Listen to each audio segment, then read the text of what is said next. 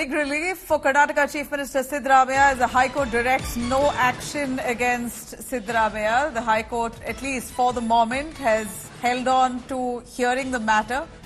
The matter will be heard only next on the 29th of August. This comes amid huge protests, statewide protests against the governor's action, asking for the case to be probed and prosecution orders that were given.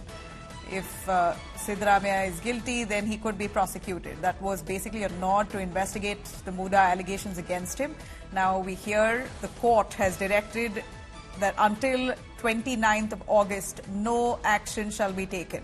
Karnataka High Court, for the moment, has paused the matter, has deferred it to the 29th of August, which means temporary relief for Karnataka Chief Minister Siddaramaiah. This is possibly the first time in his political history Siddaramaiah has been accused of, in a corruption case of such nature. In fact, his family has been accused, his wife particularly and his brother-in-law, all of their family names that have been pulled out and criticized, accusing him and his family of trying to use his power to gain access to land, which was much highly valued in compared to the land that was taken over by the Mysuru Development Authority. A case that dates back to nearly a decade and a half, nearly 2 decades ago. Siddaramaiah facing these allegations today. Let me cut across to Sagai Raj for more on that. Sagai, it seems like temporary relief for Siddaramaiah as the High Court says no action against Siddaramaiah until the next hearing, which is August 29th. Tell us a little more about the arguments placed by Abhishek Manu Singhvi fighting for Siddaramaiah.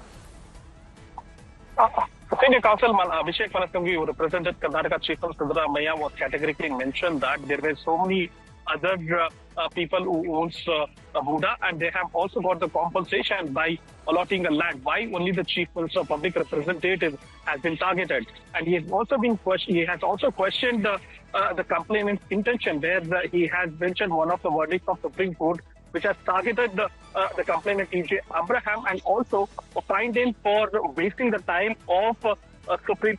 And he has also mentioned that when it comes to Siddaramaiah, from the years when the land was taken over by MUDA till 2022, the government has involved in that, and there are no evidence to prove that Siddaramaiah was party to that. There are no recommendation letters, there are no other documents to prove that Siddaramaiah is part of it.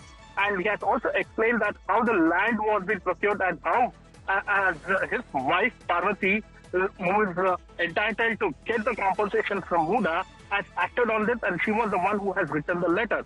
Hearing the proceedings of both the sides, that is of Tushar Mehta, the Advocate General, the Solicitor General, as well as the Senior Counsel Abhishek Manu Singhvi and Prabhu Navligi, the judge have adjourned the case to 29th at around 2:30, and he has also asked the lower court to not to proceed with the hearing. Remember, there are 2 cases. One, the questioning of the prosecution, and the other, prosecution itself, which is being heard in the lower court.